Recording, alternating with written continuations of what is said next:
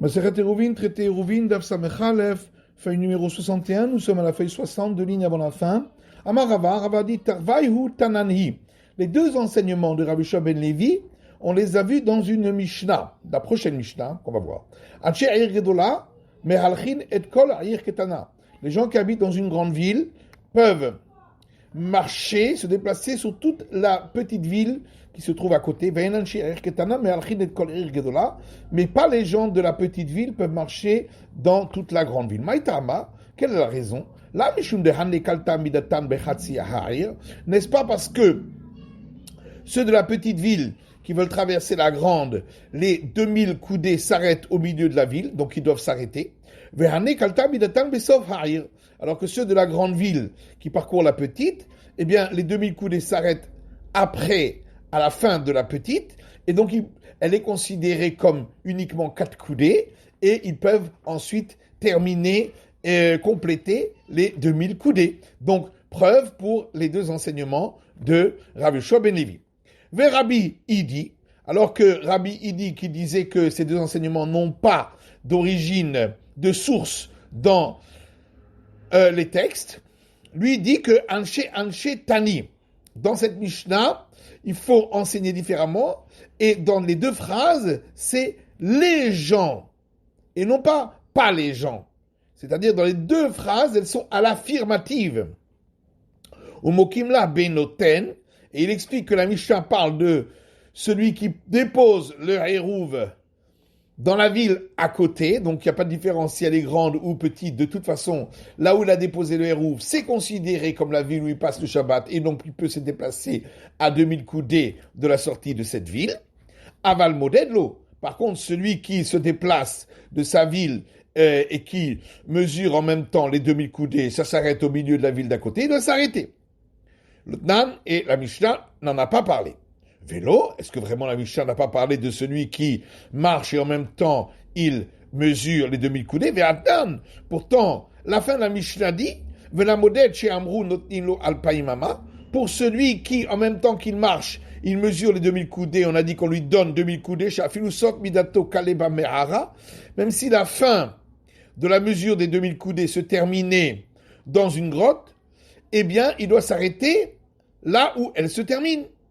Donc, on voit bien qu'il y a quand même un enseignement de Rabbi Shua ben Levi qui est enseigné. Sauf Aïr Istaïchale. Oui, mais l'autre enseignement où les 2000 coudées se terminent à la fin de la ville et on considère que toute la ville est considérée comme 4 coudées, ça, d'après Rabbi Idi, c'est pas inscrit dans la Mishnah et donc, effectivement, c'est un enseignement que Rabbi Shua ben Levi a eu besoin de nous enseigner de par lui-même. De l'Otnan, parce qu'il n'est pas dans la Mishnah d'après Rabbi Idi, d'après sa version. Amar Rav Nachman, man netani anshe lo mishtabesh.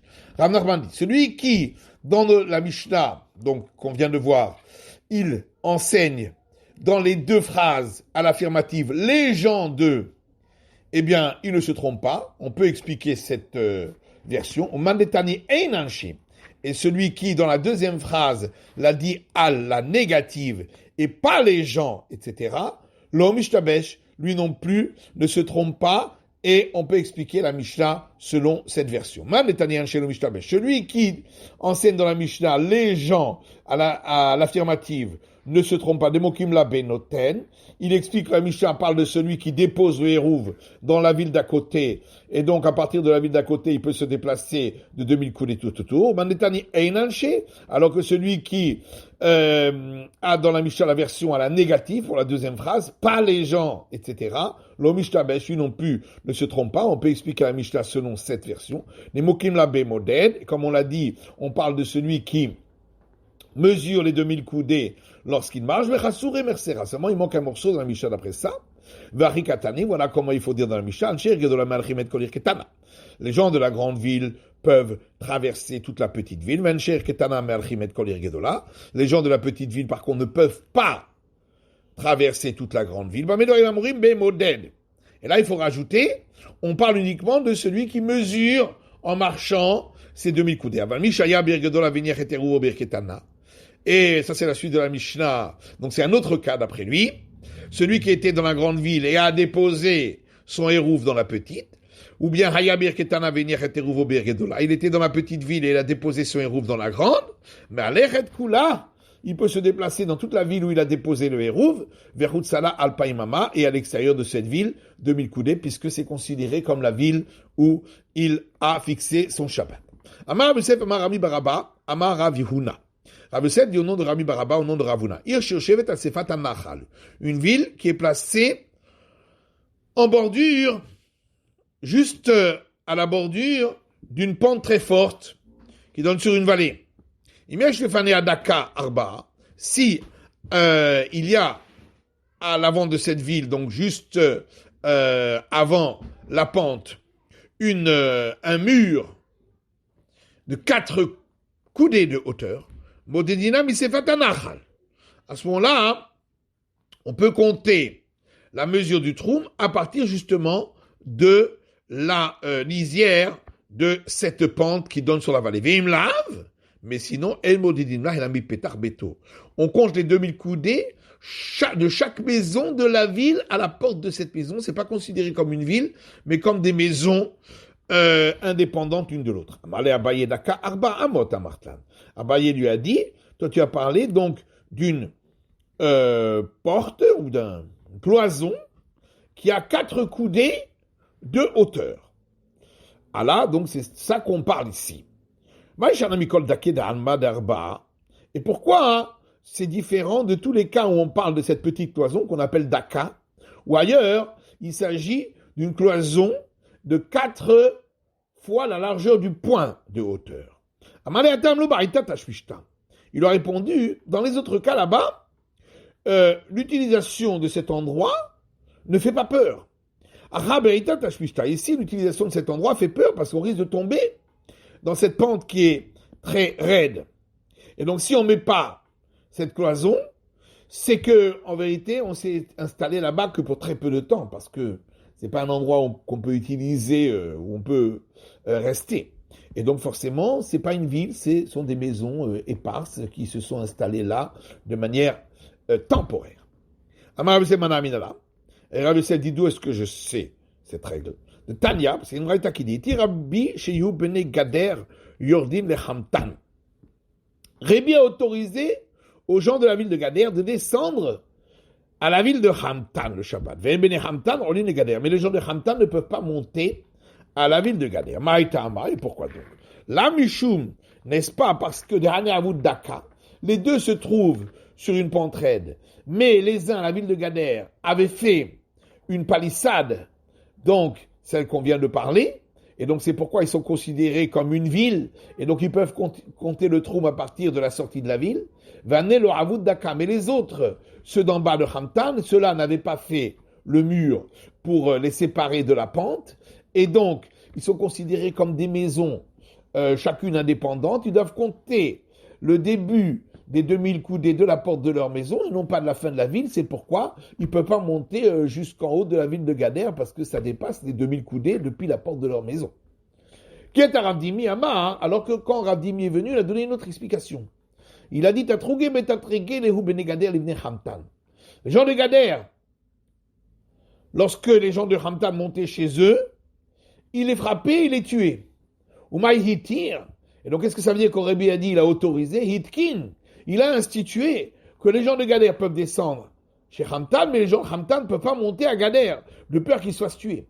Umaï shana Shabbat. Mais pourquoi uniquement le Shabbat? Les shricha ba'shirchut. Parce que les gens, souvent, ils se saoulent, ils s'enivrent ce jour-là. Et donc, c'est ce jour-là que les gens de Hamtan, quand ils sont ivres, ils tuent les gens de Gader, quand ils sont ivres, ils tuent les gens de Hamtan. Et l'Agma demande mais alors, quand les gens de Gader vont descendre à Hamtan aussi, ils risquent de les tuer. Kalba belomate, chef shanim lo navar. Alors, il y a une expression en araméen qui dit un chien qui n'est pas à son endroit chez lui, pendant cette année, il n'aboie pas. C'est-à-dire, il a peur quand il n'est pas chez lui. Et là aussi, les gens de Gader, quand ils descendent à Hamtan, ils ne sont pas chez eux.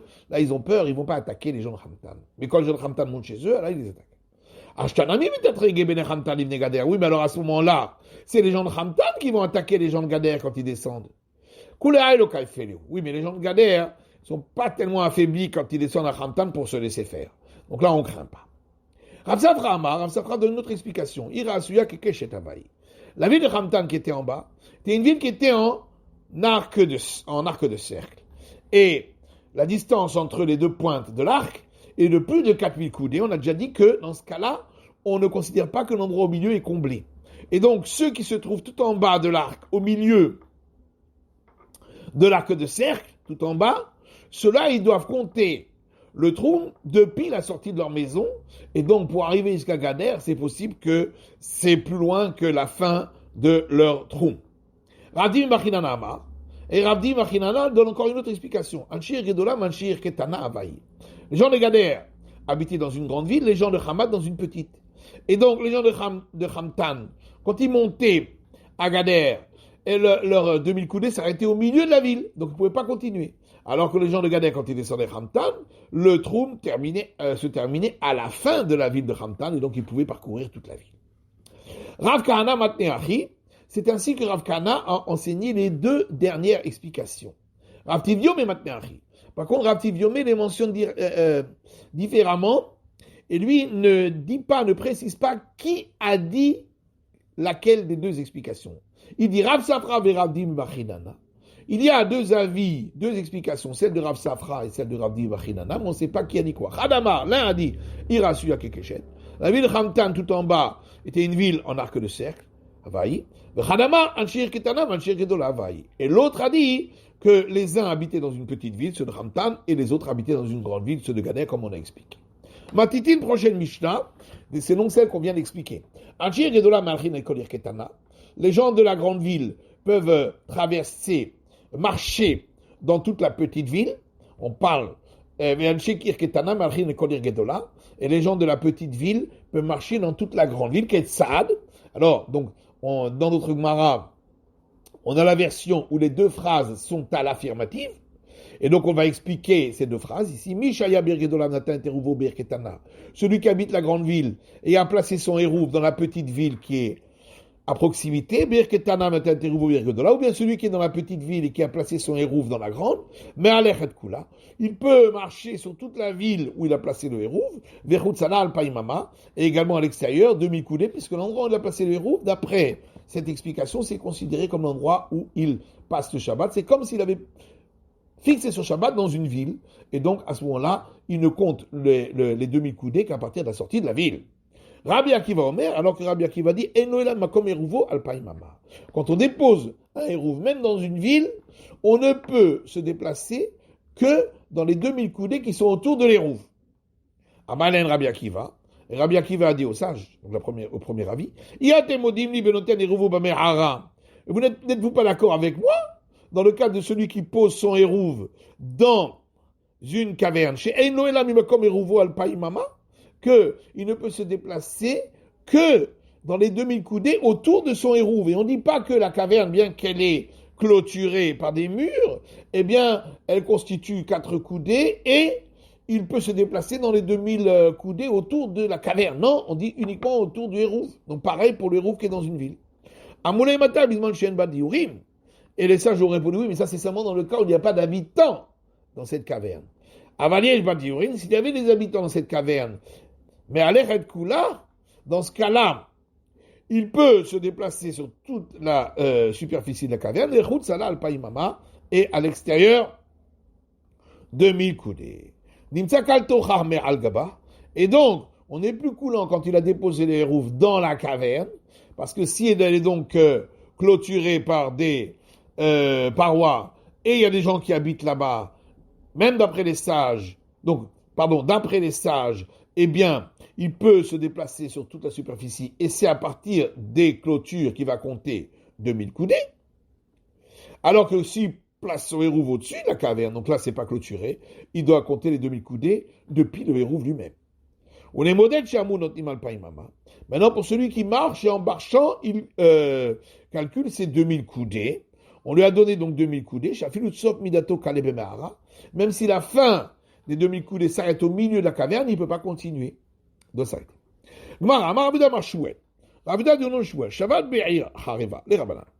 Celui qui passait Shabbat dans une ville déserte et qui est clôturée.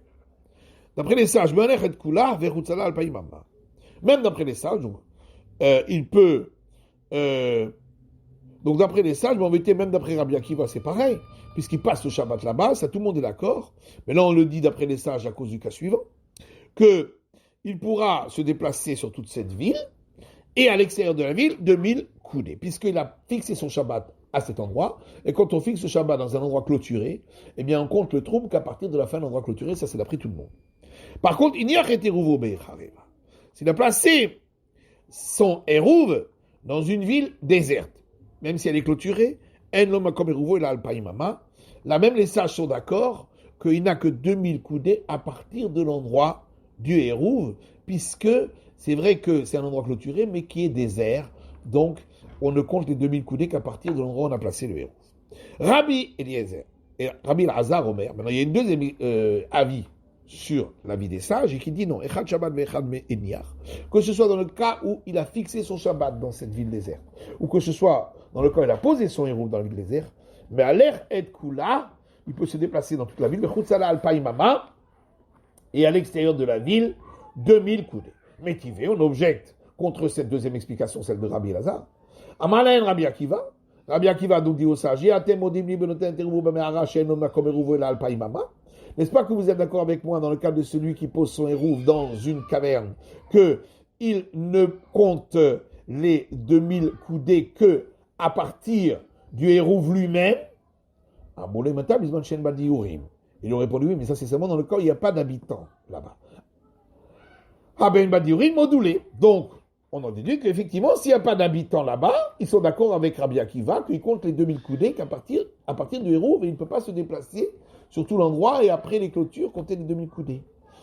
Donc, question contre Rabbi Elazar, parce que pareil, donc, dans celui qui est dans une ville clôturée où il n'y a pas d'habitants, eh bien, on devrait, d'après les sages, compter le hérouve, compter les 2000 coudées uniquement à partir du hérouve, et pas à partir des clôtures. Et il répond, Mayan Badiurim, qu'est-ce que ça veut dire quand les sages ont dit il n'y a pas d'habitants? Et Naréouya les dira, ça veut dire que ce n'est pas habitable. C'est donc un endroit où les parois se sont cassées, il n'y a plus de parois. C'est pourquoi on compte les 2000 coudées à partir du hérouve. Mais s'il y a des parois, même s'il n'y a pas d'habitants, comme ici cette ville qui est déserte mais qui a des parois, qui est clôturée, eh bien on compte les 2000 coudées à partir de la sortie de la ville, à partir des clôtures. Tashma, bien écoute. Shabbat Be'ir, un homme qui a fixé son Shabbat dans une ville. Afilou Yigedolaka Antiochia, même si elle est grande comme Antioche. Ou bien Bame'ara, dans une caverne. Afiloui Kime'arat Tzidkiaou Melech Yehuda, même si elle est grande comme la caverne, le tunnel que Tzidkiaou, le roi de Yehuda, avait creusé. Ma'aler et Kula, Vechutzala Alpayim Ama. Il peut se déplacer sur toute la surface de cet endroit, et à l'extérieur, il compte 2000 coudées où il peut se déplacer. Katani, Irdumia de Me'ara. On a enseigné donc la ville juste à côté de la caverne pour nous dire Mame'ara Chareva. Donc a priori, c'est pour dire que de la même manière que la caverne, c'est un endroit, donc cette galerie, c'est un endroit désert, il n'y a pas d'habitants. Afir Chareva. La ville aussi, il s'agit d'une ville déserte. Mais Shabbatin. Et quand est-ce qu'on a dit qu'il peut compter les 2000 coudées à partir de la clôture? C'est quand il a fixé le Shabbat là-bas. Aval et Niach, mais s'il avait simplement posé le hérouve là-bas, dans ce cas-là, on ne dirait pas cela. Mani, et qui est l'auteur de cette braïta? Il est Rabbi Akiva. Si on dit que c'est Rabbi Akiva, Maïria Hareva, pourquoi on parle uniquement lorsqu'elle est déserte? Même si elle était habitée, ce serait pareil, d'après Rabbi Akiva, dans tous les cas, quand on pose son hérouve, on compte les 2000 coudées de hérouve lui-même. Et là, la Rabanan, donc on est obligé de dire qu'on parle d'après la vie des sages. Vetama de Shabbatin, Avalin Yachlo. Et toute la raison pour laquelle il compte les 2000 coudées à partir des clôtures, c'est parce qu'il a fixé le Shabbat là-bas. Mais s'il y avait posé le hérouve, on dirait pas cela. Donc c'est une question contre Rabbi et Elazar, l'explication de Rabbi Elazar dans la vie des sages. Et l'Agma répondant, l'Otemaïr Doumia Dimehara, il ne faut pas dire que la ville ressemble à la caverne. Et la Ema Mehara Doumia Deir. C'est la caverne qui ressemble à la ville. Maïr Yesheva, Ap Mehara Yesheva. De la même manière que la ville, il s'agit d'une ville habitée, la caverne également. Ve Rabbi Akivaï. Et en vérité, cette braïta va comme Rabbi Akiva, Damar Enlo Bimakom Eruvo, il a Alpaïmama, qui dit que lorsqu'on a posé le hérouve quelque part, on compte les 2000 coudées on ne compte que 2000 coudées à partir du hérouve et pas plus. Le Shabbat modé. Par contre, s'il fixe le Shabbat là-bas, là, il est d'accord qu'il va compter les demi-coudées à partir de la sortie de la clôture. Oui, mais dans cette braïta, on a dit qu'il s'agit d'une caverne qui ressemble au tunnel de Tzidkiyahu. Or, le tunnel de Tzidkiyahu, il n'était pas habité. Et là, on répond qu'il m'a Tzidkiyahu, mais non qu'il m'a Tzidkiyahu. Ça ressemble au tunnel de Tzidkiyahu, mais pas tout à fait au tunnel de Tzidkiyahu. Qui m'a Tzidkiyahu Gedola? Ça ressemble au tunnel de Tzidkiyahu qui était très grand, puisqu'il allait depuis Jérusalem jusqu'à Jéricho. Velo qui m'a Tzidkiyahu, mais pas tout à fait comme le tunnel de Tzidkiyahu. Delo Atam Hareva, là-bas, c'est un endroit qui est inhabité. Vers Sheva, ici on parle d'un endroit qui est habité. Mariuda, Shkichidou, l'Ibne Mevarechta, de Kabodve, Rouvayu, Bebek Nishta, Debe Agoubar. Mariuda a rencontré les gens de la ville de Mevarechta qui ont posé leur hérouve dans la synagogue de Be Agoubar, qui était à l'extérieur de la ville. Amar Lehu, il leur a dit, Gavou Betfe, posez le hérouve plus à l'intérieur de la synagogue, vers l'arrière, qui écrit, donc plus profondément dans la synagogue, qui écrit de l'Ishtari le Choutfe, ainsi vous pourrez vous déplacer encore plus loin, puisqu'on compte les 2000 coudées d'après lui à partir de l'endroit du hérouve, et non pas à partir des clôtures. Amar le Rava Palga'a, et Rava lui a dit, oui, mais alors ça veut dire que toi, tu t'opposes à la vie des sages, et tu suis la vie de Rabbi Akiva. Or, Berouvin l'aide des Chacha de Rabbi Akiva. Concernant le hérouve, personne ne tient compte de la vie de Rabbi Akiva, puisque concernant le hérouve, on va toujours d'après la vie le plus coulant. C'est la fin de l'étude de la feuille numéro 61.